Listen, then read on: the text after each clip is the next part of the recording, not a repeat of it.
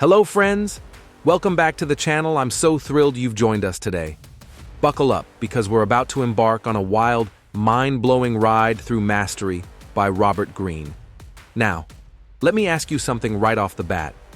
What if I told you that the secret to living a life so incredible, so jaw-dropping, so downright legendary that it could be the plot of a Hollywood blockbuster is actually hiding in the silly little things you loved doing as a kid? Yep. You heard me right. This book isn't just some dusty self-help manual. It's a treasure map to unlocking the greatness that's been chilling inside you all along. But here's the crazy part, the twist that'll make you sit up straight. Most of us, we totally miss it. We're too busy tripping over ourselves to fit into these neat little boxes the world hands us. Oh, you should be a doctor. No, an engineer's the way to go. Get that safe, steady job and don't rock the boat. Sound familiar? It's like society's got this giant megaphone blaring in our ears, drowning out the quiet little voice that's trying to tell us who we really are. So, stick with me today, friends, because we're about to peel back the layers, dig into some incredible stories, like how a guy frying chicken in his 60s turned the world upside down, and figure out how you, yes, you, can find your own path to greatness. Ready? Let's dive in. Okay. Let's take a little trip down memory lane. Close your eyes for a sec. Well, okay, don't close them. You're watching this video.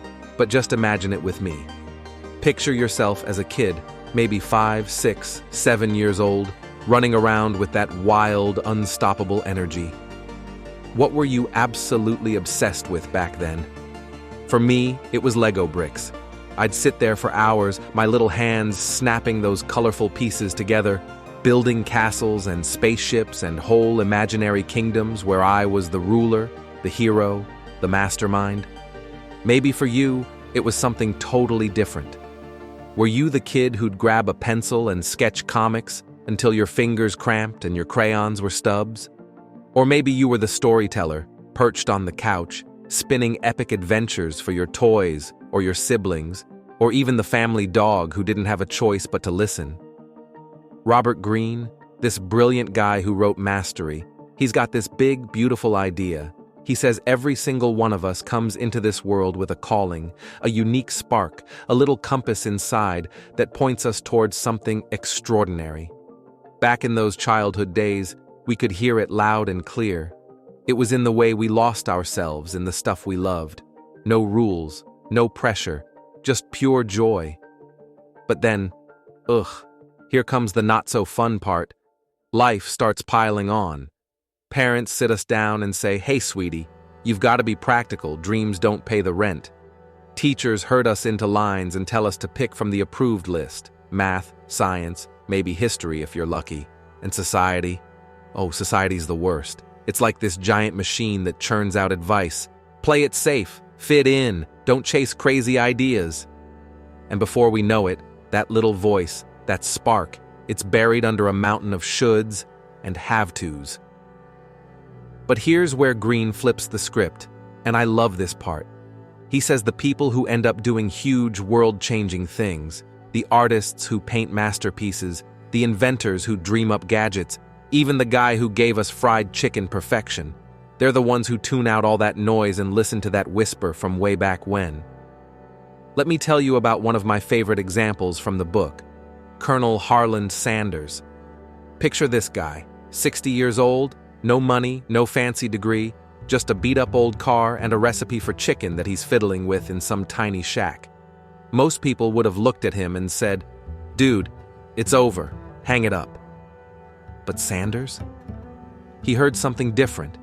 He heard that whisper from deep inside, that calling that said, "This is it, this is your thing." And holy cow, did he run with it? Next thing you know, KFC's popping up everywhere, and that man's face is on buckets of crispy goodness worldwide. So, here's your homework. BookTube fam. I'm serious about this.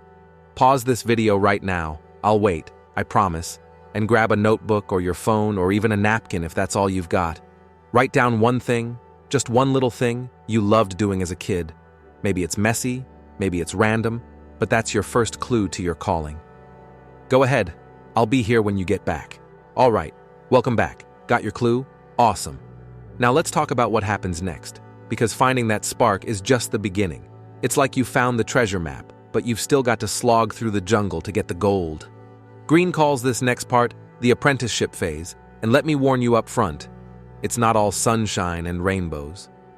This is the part where you roll up your sleeves, get your hands dirty, and put in the kind of work that makes you wonder if you're even cut out for this. But trust me, this is where the magic starts to brew. Let's paint a scene for you. Imagine Thomas Edison, this wiry guy with crazy hair, hunched over a workbench in a dim little workshop. The floors littered with broken glass, burnt-out wires, and half-baked ideas that didn't quite pan out. He's trying to make a light bulb. Yep, the light bulb. And it's not going well. He fails once, he fails twice, he fails thousands of times, literally thousands. People in town are whispering, "That Edison guy's lost it, he's chasing shadows." But Edison? He's not fazed. He picks up the pieces, tweaks his approach, and keeps going. One night, after who knows how many tries, there's a flicker, a tiny, shaky glow, and then, bam, the world's never dark again. That's apprenticeship. It's messy, it's frustrating, but it's where you turn raw potential into something real. Or how about Sachin Tendulkar? Let's take a trip to India for this one. Here's this skinny kid, barely taller than the bat he's swinging, standing on a dusty field. He's dreaming of cricket glory, but the ball's flying past him more often than he's hitting it. Does he quit? Nope. He's out there every morning, sweat dripping, swinging that bat for hours. Days turn into months, months into years. He's watching the pros, copying their moves, messing up, fixing it, swinging again. Fast forward, and that kid's not just playing. He's a legend, a name every cricket fan knows. So what's the deal with this phase? It's about grit. It's about showing up when you'd rather sleep in. Greene says you've got to dive in, learn the basics, soak up every lesson, find someone who's been there before, and beg them to show you the ropes. Maybe you love painting. Cool, grab a brush and start messing around with colors today. Want to write? Sit down and scribble a paragraph, even if it's terrible. And mentors? Oh, they're gold. Find someone who knows more than you, ask a million questions, and listen like your life depends on it. It's slow, it's unglamorous, but every stumble's a step closer to mastery. Now, let's fast forward to the good stuff. You've put in the time, you've stumbled through the apprenticeship muck, and something incredible starts happening. You're not just okay at this thing anymore. You're good, like really good.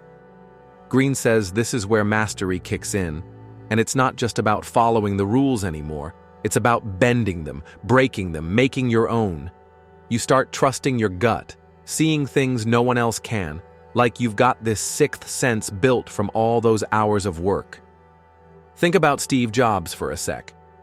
He's sitting there, dreaming up the iPhone, not because some textbook told him how, but because he's spent years tinkering with tech, watching people, feeling out what they didn't even know they wanted. It's logic, sure, but it's also this deep intuition, this vibe he's honed over time. Or take Jack Ma, he's this guy in China, getting turned down left and right. Even KFC's like, nah, you're not our guy. But he doesn't curl up and cry about it. He watches, he learns, he tries stuff that flops spectacularly, and then he builds Alibaba, this monster of an empire, because he dared to keep going. Mastery's not a trophy you stick on a shelf. It's a way of moving through the world. It's when you take that childhood spark, mix it with years of sweat, and start creating something no one else could. So, here's your challenge, BookTube fam. What's one small, scary thing you can try today? Maybe it's painting something wild or pitching an idea you're terrified to share. If it flops, who cares? You've learned something. If it flies, you're on your way. That's the mastery path, messy, bold, and totally yours. So, there you have it, friends. That's Mastery by Robert Greene in all its glory. It's about digging up that kid inside you, grinding through the tough stuff, and daring to be the best version of yourself. What's your calling? I'm dying to know. Drop it in the comments below. Let's chat about it. Did this hit you in the feels? Give us a big ol' thumbs up, hit that subscribe button if you haven't already, and hey, if you're feeling extra generous, toss us a coffee via UPI, links in the description. Thanks for hanging out with me all the way to the end. You're the real MVPs. Now go out there, chase that spark, and make some magic. See you in the next one.